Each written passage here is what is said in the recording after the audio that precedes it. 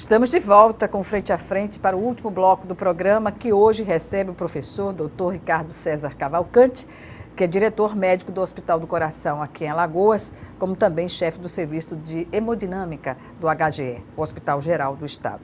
Nosso assunto agora está relacionado à questão da prevenção, como também da participação da Sociedade Brasileira de Cardiologia, no sentido de criar mecanismos, interação com a sociedade para fazer com que essa relação entre paciente e médico seja mais estreita possível, né?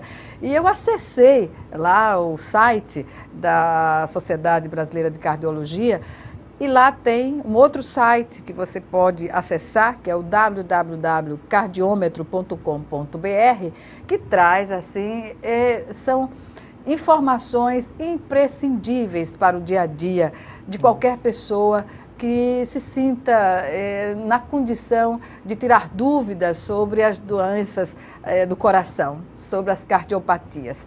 E aí, doutor Ricardo César, há lá no site também uma alusão à campanha 12 por 8, que é a relação mais saudável, né, da pressão arterial das pessoas, né? O que significa esse trabalho na prática para os médicos em ver a população acessar, buscar informação? Porque ali não são técnicos que estão trabalhando, são profissionais da cardiologia. Perfeito. Essa é uma grande iniciativa da sociedade e ela, na realidade, ela responde a um evento, um problema sério que o Brasil enfrenta hoje. Em Alagoas isso não é diferente, que é o fato de que o acidente vascular cerebral é hoje, na realidade, a maior causa de mortalidade na frente do infarto agudo do miocárdio. Coisa que não acontece no chamado primeiro mundo. O que é que está acontecendo de diferente no Brasil? A doença é a mesma. Por que é que no brasileiro está matando mais o AVC? É porque o paciente está tendo 10 anos antes da ocorrência do infarto que ele iria ter, um acidente vascular cerebral. Uma tragédia sem limites. Então, um americano que infarta com 50 anos, ele fosse um brasileiro, ele teria um AVC aos 40 anos. Preocupado com isso, a Sociedade Brasileira de Cardiologia fez várias frentes, e uma delas foi a campanha 12 por 8. Por quê? Porque o maior, vamos dizer assim, o maior vilão por trás do AVC é a hipertensão arterial sistêmica. Então, ela cria uma predisposição? Sem dúvida, sem dúvida, sem dúvida. Então, a hipertensão arterial por longos anos, não é pressão não tratada. A hipertensão arterial é um problema interessante, Gorete, porque se bem tratada, ela é um problema, eu não diria de menor importância, mas ela é um problema que dá para se conviver tranquilamente. Entretanto, se não for corretamente tratada, ela é um problema seríssimo. Ela leva ao infarto, ela leva ao AVC, à insuficiência renal, a uma série de transtornos, a insuficiência cardíaca. E a gente tem um dado nacional que é terrível.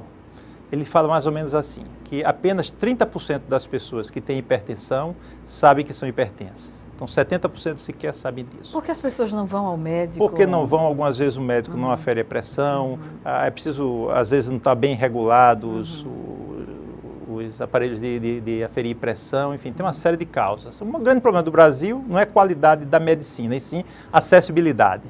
Né? Então, há ainda dificuldade de acesso. Desses 30% que sabem que são hipertensos, apenas 30% mantém trata corretamente.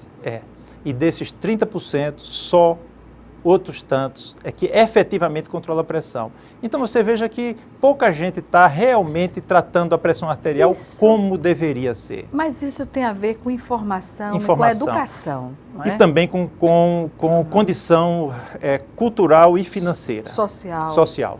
O problema é social. Porque as classes populares são as mais atingidas pela desinformação. Olha, deixa eu te dar um dado que fala bem de onde é que está o problema.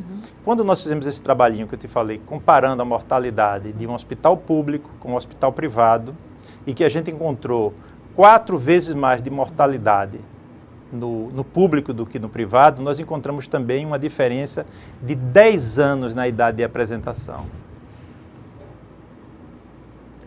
Entendeu? Eu falei até equivocadamente que tinha sido a mesma idade, não, o tempo de apresentação é que tinha sido o mesmo, mas a idade foi muito mais precoce o infarto Aqui. na população menos favorecida. Por quê? Porque não trata a hipertensão arterial, assim como não trata o diabetes, assim como não tem condição nem orientação para fazer exercício, para cuidar de dieta, etc. Pois é, e então, a prevenção, é um problema social. Basicamente, e antes da prevenção, qual foi o caso assim mais precoce que o senhor chegou a atender com a cardiopatia ou com infarto? Com infarto foi de 14 anos de idade. Mas é algo assim muito localizado, muito localizado. pontual, não é? Isso só ocorre no caso, um adolescente, em pessoas com, primeiro, uma história familiar de dislipidemia, que é o colesterol muito alterado de uma forma muito séria, um diabetes bem maligno, então não é o usual. De uma maneira geral, os homens começam a infartar após os 40 e a mulher após os 55 anos. Muito embora, só esse mês no HGE nós tivemos um rapaz de 35 anos e uma mulher de 39. Então, o estilo de vida, né, nosso, que é bem americano no estresse, né, e a falta de cuidado com a saúde, que ainda é muito africano, eles se encontram exatamente numa doença precoce e grave. A alimentação é um dos itens fundamentais no contexto da prevenção?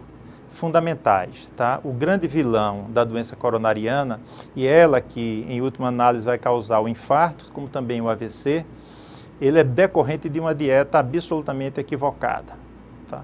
É claro que a isso se junta a falta de exercício, o sedentarismo. Não é? Então, você tem uma ideia, é um agravante. Se além disso o indivíduo fumar, se ele for um tabagista, aí está aí a equação perfeita. O cigarro, a nicotina, ele lesa a parede do vaso, fazendo com que os portõezinhos que existem, eles se abrem para o colesterol entrar. E aí, quando o colesterol entra, aparece o problema.